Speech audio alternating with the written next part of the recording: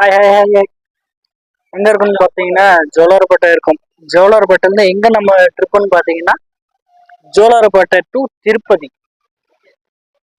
Already எல்லாம் வந்தாச்சு. நம்ம ஃப்ரெண்ட்ஸ் ஜோலார்பேட்டை.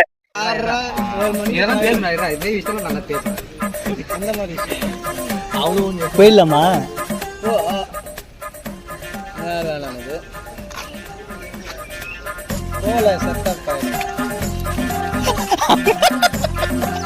அவன் வர்றப்ப எதுவும் ஏற்றி மாட்டி பண்ணுவாரு. 2 கையில 2 பாக்கெட் விட்டு